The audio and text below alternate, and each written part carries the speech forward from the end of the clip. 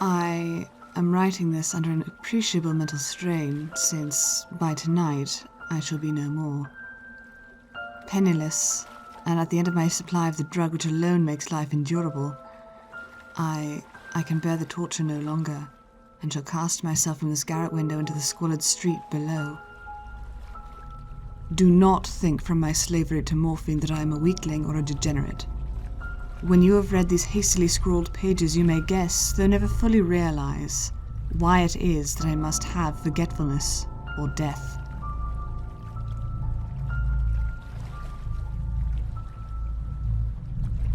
It was in one of the most open and least frequented parts of the broad Pacific that the packet of which I was supercargo fell a victim to the sea raiders.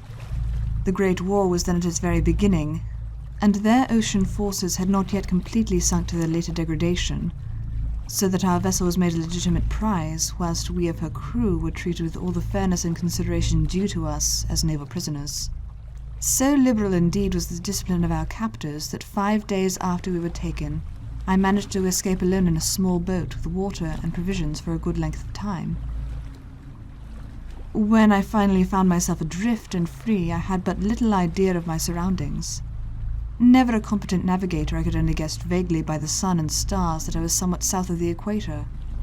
Of the longitude I knew nothing, and no island or coastline was in sight. The weather kept fair, and for uncounted days I drifted aimlessly beneath the scorching sun, waiting either for some passing ship, or to be cast on the shores of some habitable land. But neither ship nor land appeared, and I began to despair in my solitude upon the heaving vastnesses of unbroken blue.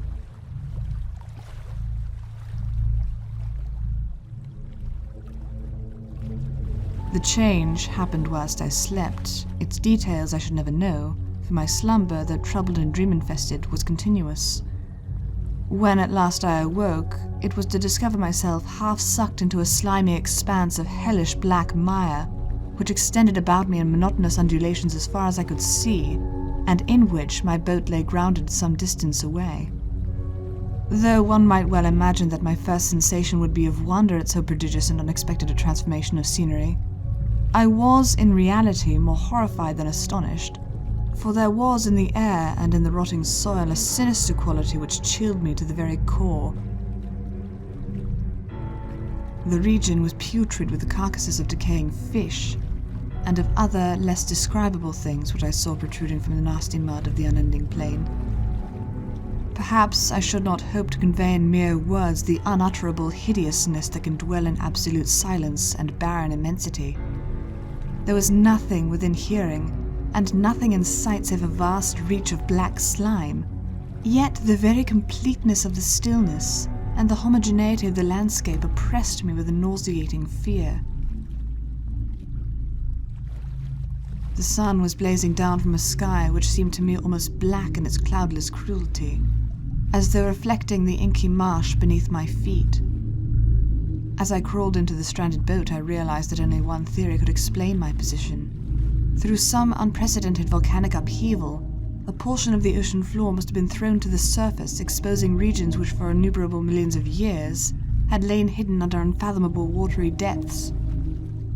So great was the extent of the new land which had risen beneath me that I could not detect the faintest noise of the surging ocean, strain my ears as I might. Nor were there any seafowl to prey upon the dead things. For several hours I sat thinking or brooding in the boat, which lay upon its side and afforded a slight shade as the sun moved across the heavens. As the day progressed, the ground lost some of its stickiness and seemed likely to dry sufficiently for traveling purposes in a short time. That night I slept but little, and the next day I made for myself a pack containing food and water, preparatory to an overland journey in search of the vanished sea and possible rescue. On the third morning, I found the soil dry enough to walk upon with ease. The odor of the fish was maddening, but I was too much concerned with graver things to mind so slight an evil, and set out boldly for an unknown goal. All day I forged steadily westward, guided by a faraway hummock which rose higher than any other elevation on the rolling desert. That night I encamped, and on the following day still travelled toward the hummock, though that object seemed scarcely nearer than when I had first espied it. By the fourth evening I attained the base of the mound, which turned out to be much higher than it had appeared from a distance, an intervening valley setting it out in sharper relief from the general surface.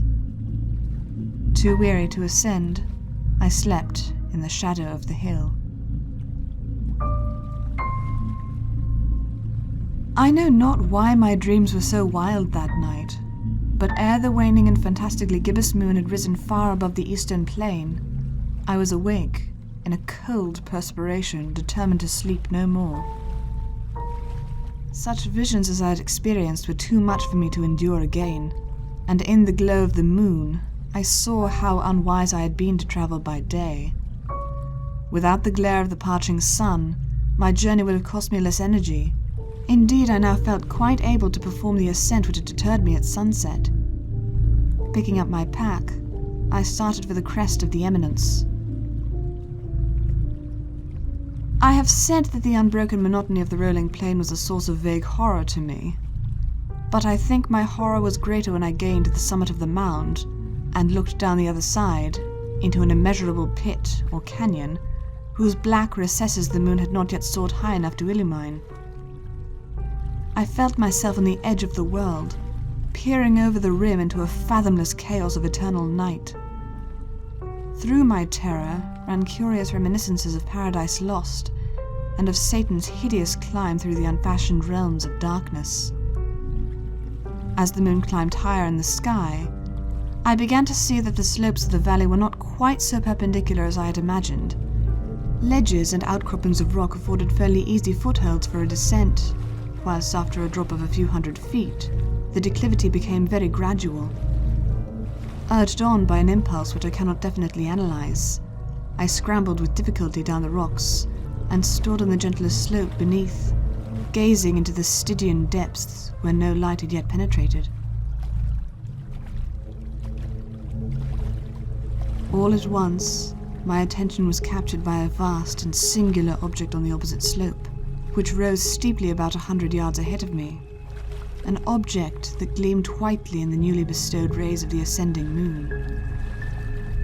That it was merely a gigantic piece of stone I soon assured myself, but I was conscious of a distinct impression that its contour and position were not altogether the work of nature.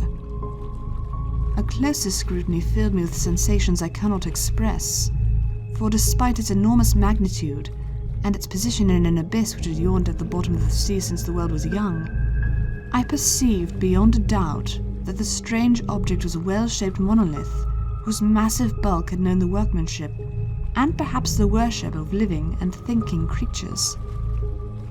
Dazed and frightened, yet not without a certain thrill of the scientist's or archaeologist's delight, I examined my surroundings more closely.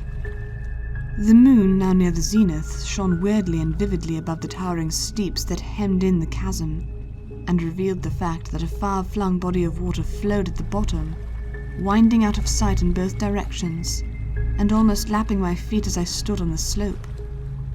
Across the chasm, the wavelets washed the base of the cyclopean monolith, on whose surface I could now trace both inscriptions and crude sculptures.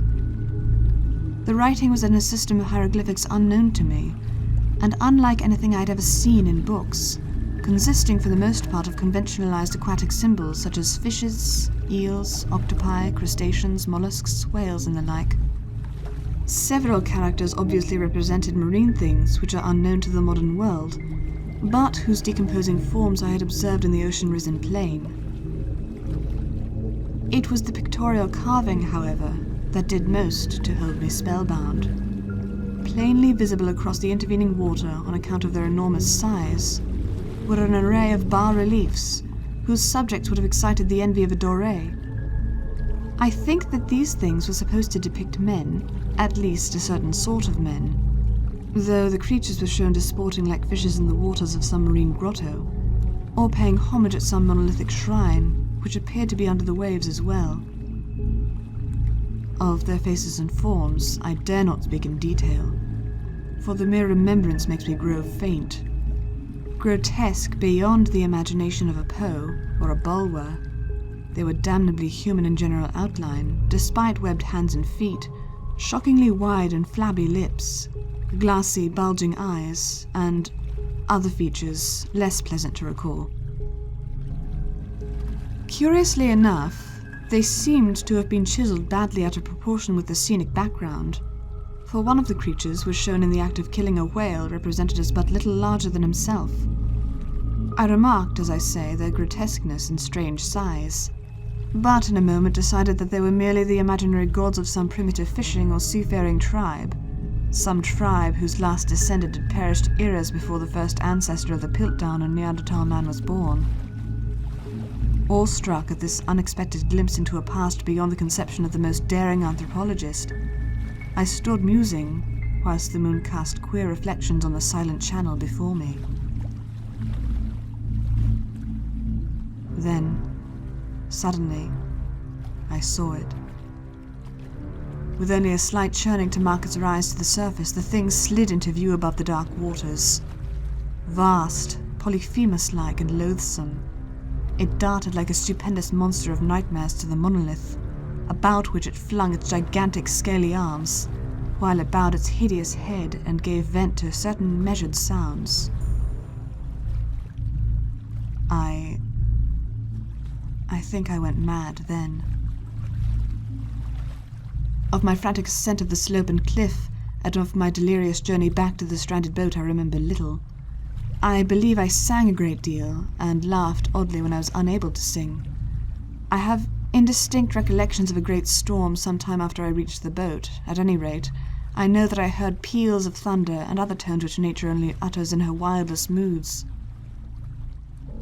When I came out of the shadows, I was in a San Francisco hospital, brought thither by the captain of the American ship which had picked up my boat in mid-ocean. In my delirium I had said much, but found that my words had been scarcely given attention. Of any land upheaval in the Pacific, my rescuers knew nothing, nor did I deem it necessary to insist upon a thing which I knew that they could not believe. Once, I sought out a celebrated ethnologist and amused him with peculiar questions regarding the ancient Philistine legend of Dagon, the fish god, but soon perceiving that he was hopelessly conventional, I did not press my inquiries. And now, it is at night, especially when the moon is gibbous and waning, that I see the thing. I tried morphine, but the drug has only given transient surcease, and has drawn me into its clutches as a hopeless slave. So now I am to end it all, having written a full account for the information, or for the contemptuous amusement of my fellow men. Often I ask myself if it could not all have been a pure phantasm, a mere freak of fever, as I lay sun-stricken and raving in the open boat after my escape from the enemy man-of-war. This I ask myself, but ever does there come before me a hideously vivid vision in reply. I cannot think of the deep sea without shuddering at the nameless things that may at this very moment be crawling and floundering on its slimy bed, worshipping their ancient stone idols, and carving their own detestable likenesses on submarine obelisks of water-soaked granite. I dream of a day when they may rise above the billows to drag down in their reeking talons the remnants of puny, war-exhausted mankind, of a day when the land shall sink and the dark ocean floor shall ascend amidst universal pandemonium. The end is near. I hear a noise at the door, as of some immense slippery body lumbering against it. It shall not find me. God, that hand! The window. The window.